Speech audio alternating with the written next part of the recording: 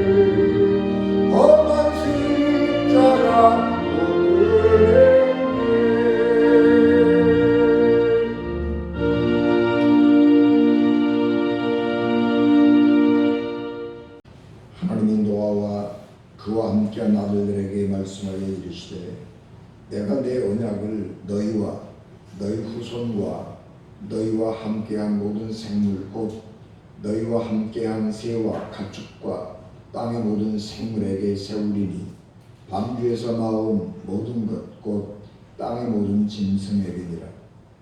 내가 너희와 언약을 세우리니 다시는 모든 생물을 홍수로 멸하지 아니할 것이라. 땅을 멸할 홍수가 다시 있지 아니하리라. 하나님이 이르시되 내가 나와 너희와 및 너희와 함께하는 모든 생물 사이에 대대로 영원히 세우는 언약의 증거는 이것이니라. 내가 내 무지개를 구름 속에 두었나니 이것이 나와 세상 사이의 언약의 증거니라.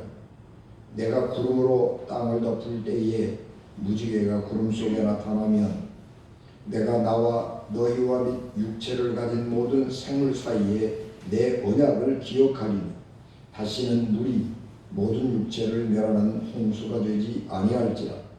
무지개가 구름 사이에 있으리니 내가 보고 나 하나님과 모든 육체를 가진 땅의 모든 생물 사이에 영원한 언약을 기억하리라.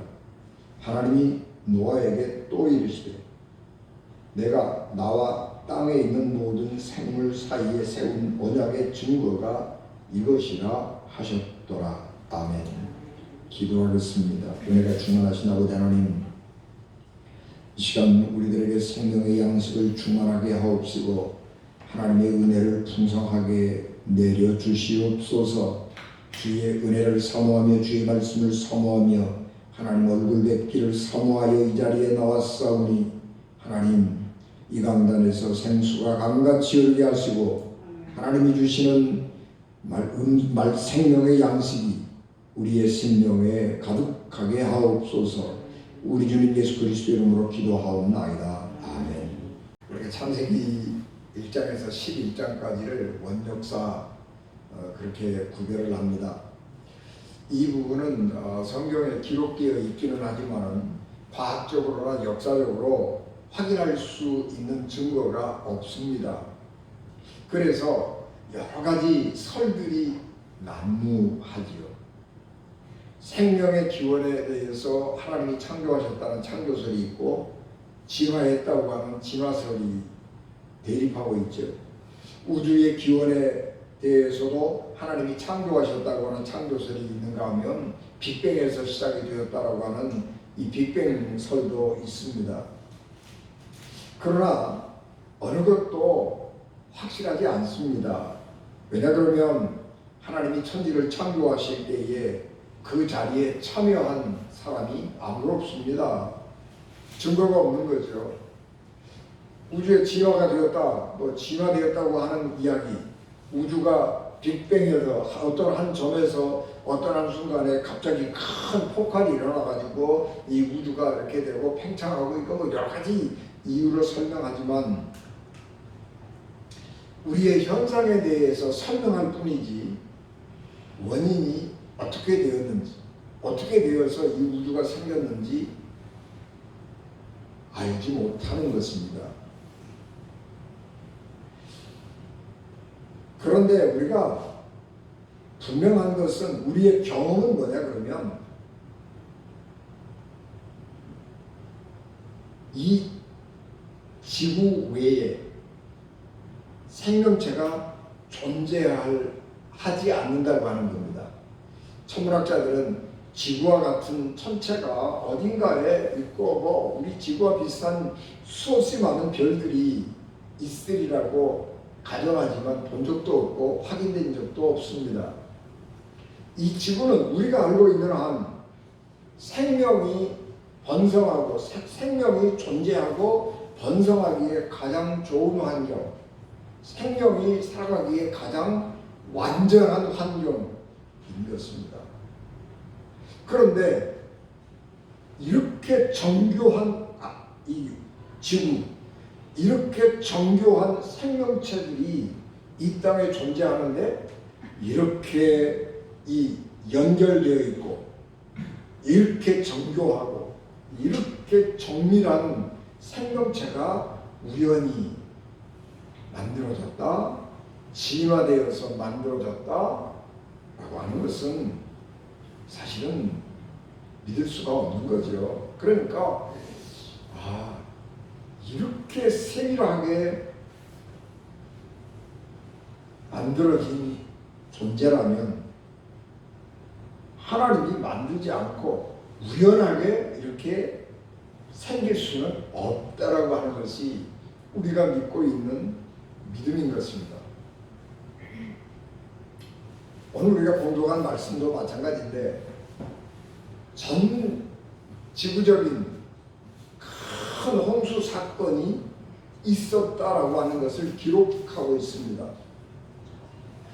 그런데 이 성경책에만 이 홍수 사건이 기록되어 있는 게 아니고 세계 문화들을 이렇게 연구를 해보면 세계 곳곳에 홍수 이야기가 많이 있습니다. 문자로 기록된 가장 오래된 홍수 이야기는 성경의 이야기가 아니고요. 기원전 예수님 나시기 전 2100년쯤에 기록이 되었으리라고 추정되는 길가메시 서사시라고 하는 이야기가 있습니다. 이거는 수메르인들의 신화 속에 기록된 이야기인데 창세기보다 1000년 전에 기록된 이야기입니다. 이 길가메시 서사시의 줄거리는 이렇습니다. 신들이 사람을 진흙으로 만들었습니다. 그런데 신들이 사람을 종부리듯하는 거예요. 횡포를 부리는 겁니다. 그래서 사람들이 반란을 일으켰어요. 그랬더니 신들이 인간의 이 반란을 진압하기 위해서 홍수로 이 세상을 쓸어버려서 이 만든 인간들을 죽여버리려고 작정을 합니다. 신들이 그렇게 합의를 했어요. 그런데 창조의 신 에아가 인간이 이 땅에서 다 사라진다고 하는 것에 연민을 느끼고 우트나파시틴이라고 하는 사람에게 알려줘요. 신들이 이 세상을 홍수로 멸망시켜버리기로 결정했다. 그러니까 배를 만들어 가지고 그 배를 타고 이 홍수에서 죽음을 피하라고 가르쳐주는 거예요. 그래서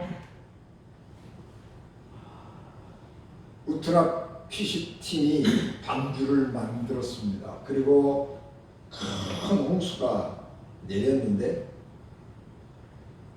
홍수가 시작되자 방주에 타고 있던 우트나피시틴 외에는 모든 사람들이 다 진흙으로 돌아갔습니다. 우트나피시틴만 생명을 얻은 거예요.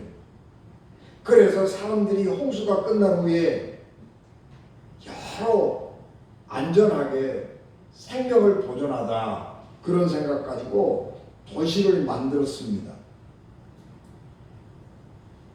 그리고 우르크라고 하는 도시도 만들어요. 우르크는 어디냐 그러면 이 이라크의 남쪽에 있는 수메르 문명의 발상지인데 아브라함이 살았던 도시 우르를 얘기하는 겁니다. 이 우르의 왕이었던 길가메시라고 하는 사람이 영생을 얻고 싶은 거예요. 죽고 싶지가 않은 겁니다. 인간이 어떻게 영생을 얻을 수 있을까? 죽지 않고 어떻게 살 수 있을까?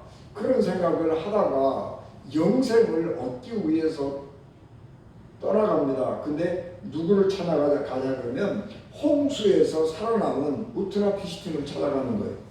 그래서 고생하면서 어렵게 우트나피시틴을 찾아가서 만나서 어떻게 하면 당신처럼 영원히 죽지 않고 살 수 있겠느냐 그 방법을 좀 가르쳐달라 그렇게 이야기를 하니까 우트나피시틴이 결코 영원히 존재할 수 없는 법 잠자는 자와 죽은 자는 얼마나 똑같은가 범인이든 귀인이든 꼭 한 번은 인생의 종착역에 도착한다. 영원히 사는 법은 없다. 그걸 말해주는 거예요. 여러분 우리가 이 길가메시의 이야기에서 인간의 고민을 알 수 있는 거예요. 어떻게 안 죽고 오래 살 수 있을까?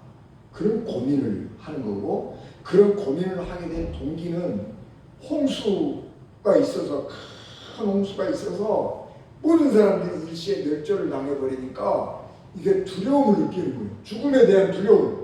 이 죽음에 대한 두려움을 어떻게 극복할 것이냐? 그러면 영원히 안 죽으면 되지 않느냐? 그래서 영원히 안 죽고 사는 방법을 찾아갔는데 없다는 거예요.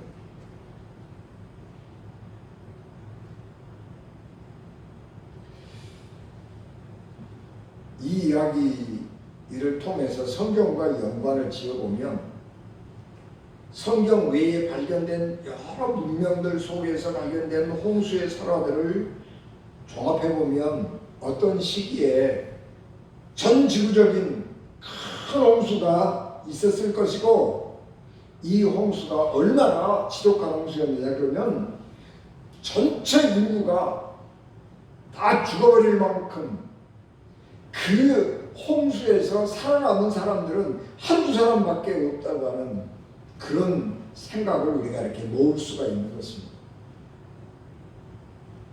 노아 시대에 큰 홍수가 있어서 세상의 모든 생명체가 다 멸절을 당해버렸습니다.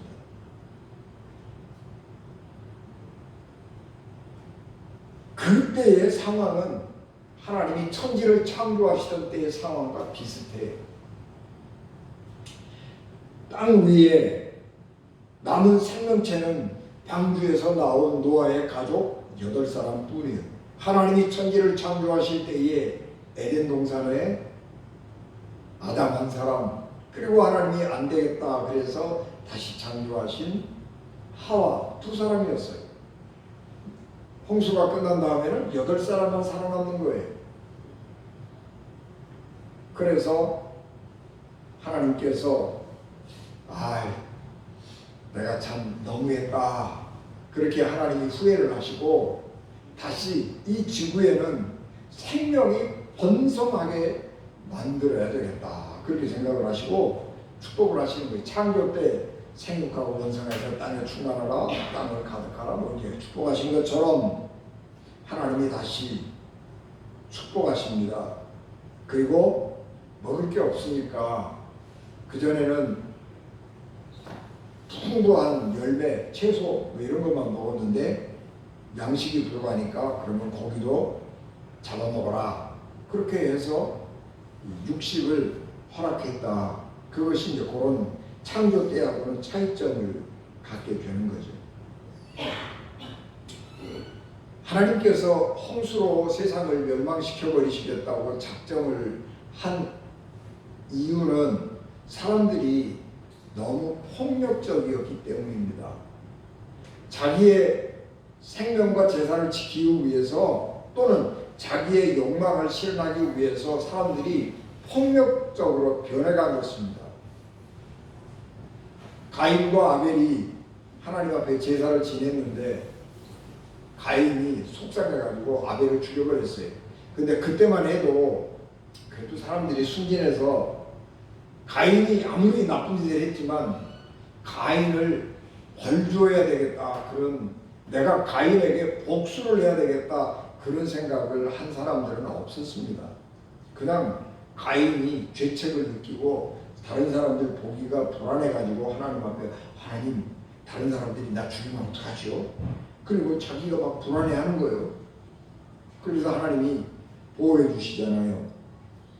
근데 시간이 지나서 라멕이라고 하는 사람은 아내를 2를 얻었습니다. 아내를 2를 얻었어요. 그러니까 이게 규칙이 깨지는 거잖아요. 세상의 규칙이 깨지는 거예요. 그러니까 라멕이 불안해지는 거예요. 그러니까 뭐라고 얘기를 하나 그러면 자기 2 아내들에게 하는 말이 보복을 선언하는 거예요. 나의 상처로 말미암아 내가 사람을 죽였고 나의 상함으로 말미암아 소년을 죽였도다. 가인을 위하여는 벌이 7배일진데 라멕을 위해서는 벌이 77배의 1이로다 하였더라. 창세기 4장 23절 4절. 가인을 복수한 사람이 없어요. 그런데 가인에게 복수를 하면 그 사람이 7배로 벌을 받았다면 나한테 해를 끼치는 사람은 내가 10배, 100배로 갚아주겠다는 거예요. 가인에게 해를 끼치는 사람은 7배로 벌을 받았으면 자기는 77배라고 그랬잖아요. 10배를 했으면 70배여야 돼야 되는데 77배라고 하는 얘기는 뭐예요? 10배, 100배로 갚아주겠다는 거예요. 세상의 모든 것들을 자기 폭력 가지고 해결하겠다는 것입니다. 사람이 잔인해지고 폭력적이 된 것입니다. 하나님은 이런 폭력이 난무하는 세상, 죄가 가득한 세상을 견디기 어려우셨을 겁니다. 그래서 세상을 멸망시켜버려야 되겠다, 그런 생각을 하는 겁니다. 여러분, 종말의 때가 언제냐 그러면 폭력이 난무하는 때예요. 사람들이 항상 잔인해지고 폭력이 난무해지면 채워지지 않는 욕심이 사람을 지배해가지고 자기의 욕망을 실현하기 위해서 자기가 얻은 생명과 재산을 보호하기 위해서 폭력으로 행사하는 세상은 종말인 거예요. 언제나 세상이 폭력적이 되면 그 나라는 망했습니다. 사도 바울은 디모데후서 3장 1절에서 5절, 너는 이것을 알라. 말세에 고통당하는 때가 이르러 사람들이 자기를 사랑하며 돈을 사랑하며 자랑하며 교만하며 비방하며 부모를 거역하며 감사하지 아니하며 거룩하지 아니하며 무정하며 원통함을 풀지 아니하며 모함하며 절제하지 못하며 사나우며 선한 것을 좋아하지 아니하며, 이렇게 쭉 말씀을, 이게 뭐냐 그러면 전부 다 사람 마음속에서 사랑이 없어지는 결과이고, 그리고 사랑이 없으니까 나타나는 게 뭐냐? 폭력이란 말이에요. 그러니까 폭력이 겉으로 드러나기 시작했다 그러면 그거는 세상 종말이 왔다는 이야기입니다. 전 지구적으로 모든 인간이 이렇게 폭력적이 된다면 인류 자체가 멸망할 것이고, 민족이, 어떠한 나라가 폭력적이 됐다면 그 나라는 망할 것이고, 어떠한 개인이 사랑이 마음속에 사라지고 폭력을 가지고 모든 것을 해결하려고 하면 그 사람은, 개인은 망하는 겁니다. 어떤 누구도, 하나님뿐만 아니라 어떤 누구도 폭력으로 문제를 해결하려고 하는 사람은 용납 안 하는 거예요. 세상을 가만히 보면 선량한 사람은 아주 비참하게 죽고, 세상에서 못된 놈이 부귀영화를 누리고 천수를 누리고 죽는 그런 일들도 있단 말이에요. 그래서 세상에 하나님의 법이 존재하는가, 세상에 공의라고 하는 것이 존재하는가, 그런 생각을, 우리가 그런 의문을 갖게 되기가 쉬워요. 그러나 세상은 그렇지 않아요. 반드시 폭력은 망하게 되어 있어요. 폭력을 쓰는 사람은 반드시 망하게 되어 있어요. 그 당대에 그 사람이 어떻게 그렇게 살아남을 수 있을지 모르지만 하나님의 공의는 살아있고 역사는 그런 것들을 입증하고 있는 거예요.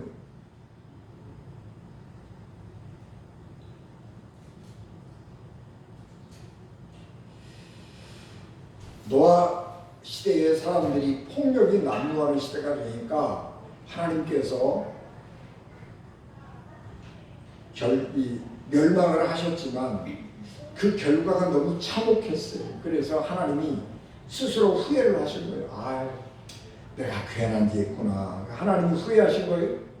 그래서 생육하고 번성하며 땅에 가득하며 그 중에서 번성하라, 그렇게 복을 다시 주시고, 사람들에게 아까 말씀드린 것처럼 음식이 모자라서 굶주리니까 고기도 먹어라, 그렇게 사람들에게 육식을 하는 것입니다. 그리고 하나님께서 사람들하고 언약을 맺어요. 내가 내 언약을 너희와 너희 후손과 너희와 함께한 모든 생물, 곧 너희와 함께한 새와 가축과 땅의 모든 생물에게 세우리니 방주에서 나온 모든 것 곧 땅의 모든 짐승에게니라. 내가 너희와 언약을 세우리니 다시는 모든 생물을 홍수로 멸하지 아니할 것이라 땅을 멸할 홍수가 다시 있지 아니하리라. 하나님이 그렇게 언약을 맺어요. 여러분, 이 언약이라고 하는 말은 말로 맺은 약속이라고 하는 말이죠. 이거는 계약하고는 다른 거예요. 계약은 뭐냐 그러면 둘이서 합의하고 문서로 작성하는 거예요. 이건 계약이에요. 문서 작성하고 도장 찍고 이건 계약입니다. 언약은 말로 하는 거예요. 그런데 하나님의 언약은 인간들끼리 맺는 계약하고 다른 것이 뭐냐 그러면 계약을 쌍방이 하잖아요. 합의해서 쌍방이 하고 이 계약을 어긴 사람에게는 이런 벌을 받는다. 그것이 계약이에요. 그래서 언약을 계약을 지키는 거죠. 그런데 이 하나님의 언약은 하나님하고 사람하고 약속을 계약을 맺는 거예요. 하나님하고 생명체하고 세상에 존재하는 모든 생명체하고 계약을 맺는 거예요. 그런데 하나님은 계약을 맺으면서 상대방인 인간에게 계약 대상자인 인간에게 책임과 의무를 부여하지 않아요. 하나님께서 사람을 앉혀놓고 야 너랑 나랑 약속을 하자. 그리고 약속을 하면서 내가 이렇게 할 거야. 그리고 나는 반드시 이 약속을 지킬 거야. 그렇게 말씀을 하면서 그러면 너는 사람을 어떻게 해야 되느냐.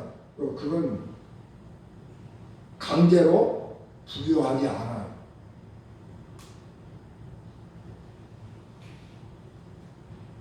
하나님이 계약을 맺으시면서 약속을 맺는 상대방인 인간에게 동의도 구하지 않고 책임과 의무도 구하지 않고 하나님이 혼자 스스로 내가 이렇게 할 거야 그렇게 선언하시는 겁니다. 이게 언약이에요.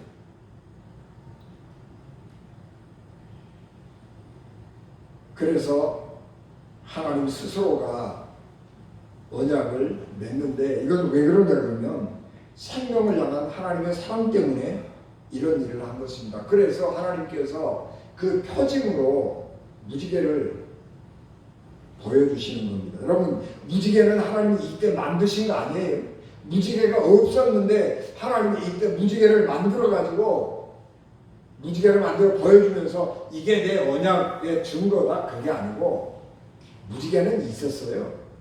무지개는 있었는데 하나님이 무지개를 보여주시면서 이 무지개 봐라.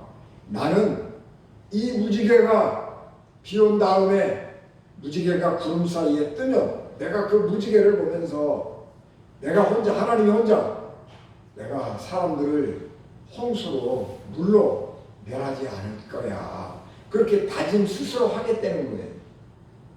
사람들은 그걸 굉장히 보고 아름답다고 느끼고 야 신기하다 그렇게 생각할지 모르지만 하나님은 그 무지개를 보시면서 하나님 스스로가 사람들을 홍수로 다시는 멸하지 않겠다 그렇게 다짐하는 상징이에요. 그러니까 무지개는 하나님이 그때 창조하신 거 아니에요. 있는 건데 있는 것을 하나님의 약속의 표징으로 보여주신 거란 말이에요. 오늘 우리가 사순절인데 예수님의 십자가도 마찬가지입니다. 하나님이 십자가를 새로 만든 거 아니에요. 악인을 처형하는 최악의 형틀이었지만 하나님은 그 형틀을 새롭게 하나님의 구원의 상징으로 창조하신 것입니다.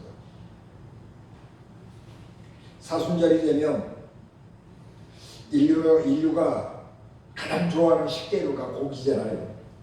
그래서 예수님의 고난을 생각하면서 예수님의 고난에 나도 좀 이렇게 좀 동참하고 싶다. 그게 믿음의 사람들의 가진 열망이니까 어떻게 내가 예수님을 좀 예수님의 그 고난에 조금이라도 동참을 할까 그렇게 생각을 하다가 인간이 제일 좋아하는 식재료 고기를 좀 금해야 되겠다. 내 욕망을 좀 절제해야 되겠다. 그것이 내가 예수님을 그래도 예수님의 고난에 참여하는 것이 아닌가 그런 생각을 하게 된 것입니다. 근데 고기를 안 먹고 산다고 하는 거 굉장히 힘든 거예요. 그래서 사람들이 사순절이 들어가기 전에 사육제라고 그러고 카니발이라고 그러고 그런 거지. 사육제, 고기를 멀리하는 거예요. 카니발, 고기를 버리는 거예요. 고기를 버리는 축제. 그러니까 그 그 40일 동안이 기니까 40일이 시작하기 전에 한 3, 4일 동안 축제를 지키는 거예요. 이게 카니발이. 이게 우리 번역해서 사육제 그렇게 하는 거죠. 그래서 카니발이라고 하는 말은 고기와 안녕, 고기를 버린 이런 뜻으로 사용되는 말이고, 주로 가톨릭 국가에서 부활절을 준비하는 기간에 금식 기간을 앞두고 관능과 자유의 축제를 벌이는 행사예요. 주로 로마 카톨릭 교회에서 그래요. 동방정교회는 또 달라요. 개신교회는 또 그걸 안 지켜요. 그러니까 동방정교회나 개신교회는 사육제니 뭐 카니발이 이런 데는 없고, 사순절을 앞두고 가톨릭 교회 국가에서 이 사육제를 지키는 것입니다.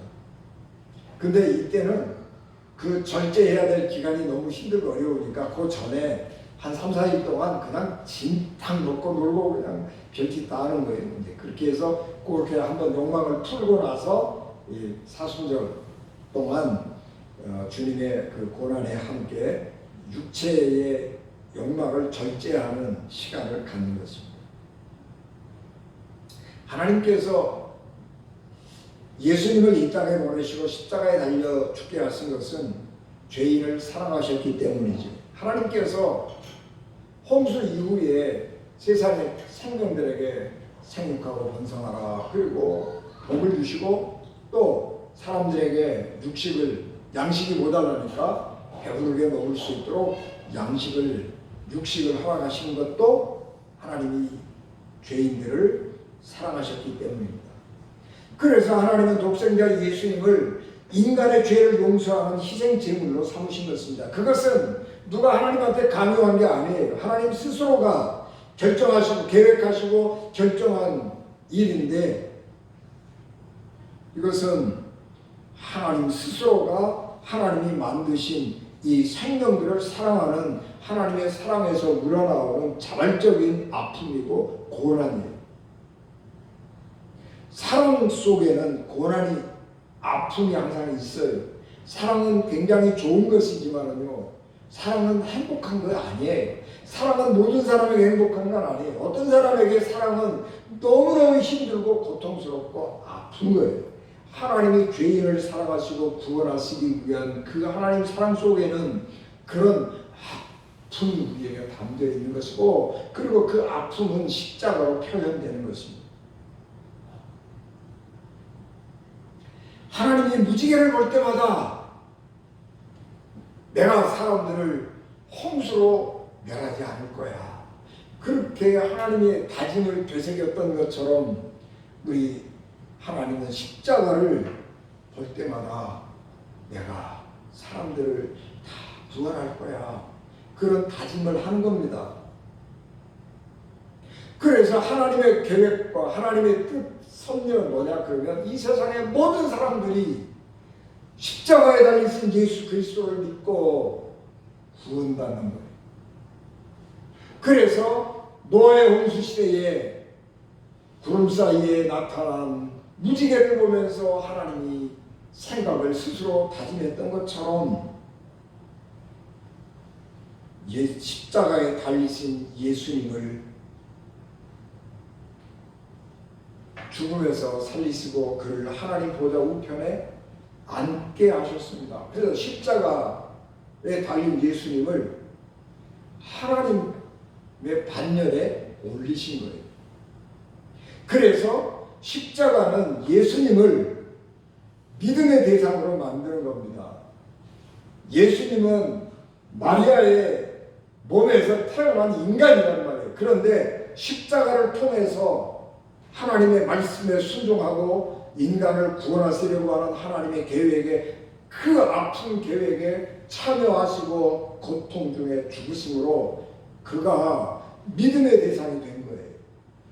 그래서 십자가가 없다면 예수님은 평범한 한 인간이었을 것이고 성령이었을 것이고 종교적 천재가 되었을 것이죠. 그러나 예수님은 이 십자가에 달려 돌아가셨기 때문에 하나님께서 그를 하나님의 반열에 높이시고, 그래서 예수님은 이제 인간 예수가 아니고 구원자 예수, 하나님 예수가 되는 겁니다.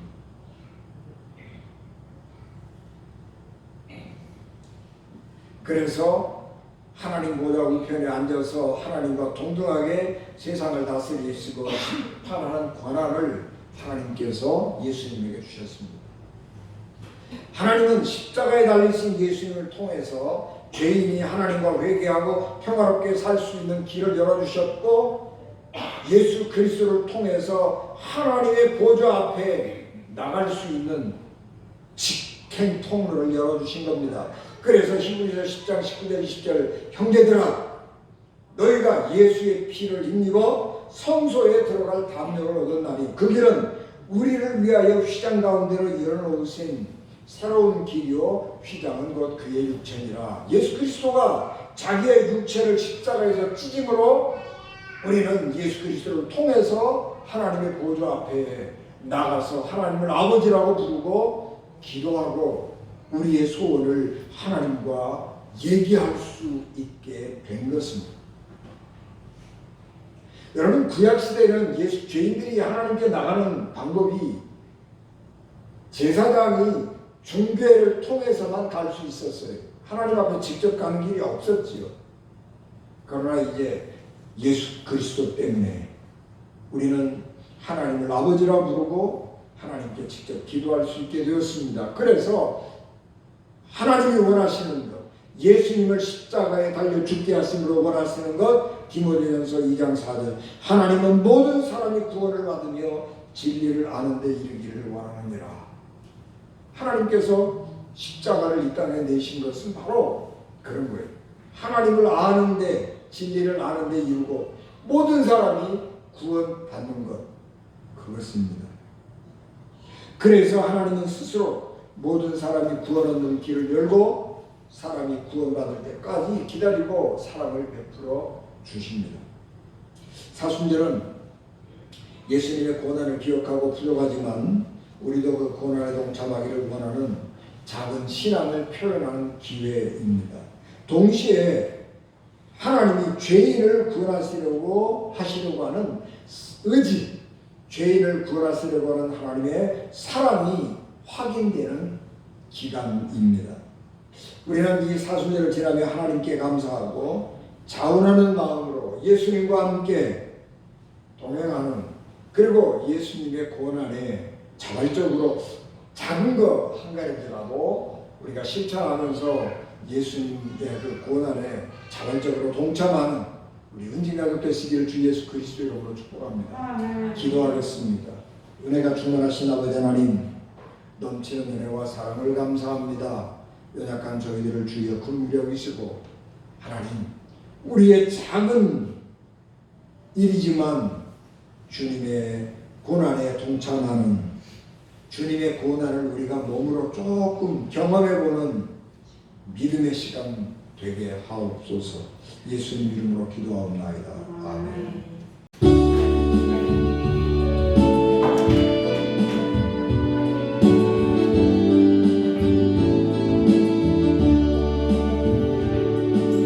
진실하게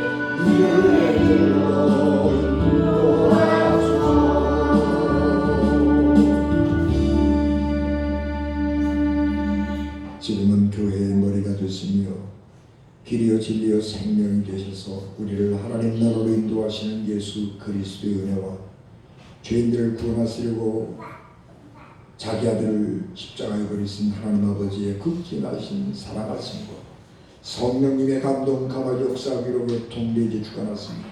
피값으로 세우신 우리 ön진 교회와 사순절 첫 번째 주일 예배를 마치고 하나님을 주님을 따르기를 결심하는 그리고 돌아가는 우리 ön진 가족들 위해 자녀들 위해 지금부터 영원히 함께 하시기를 간절히 축원하옵나이다. 아멘.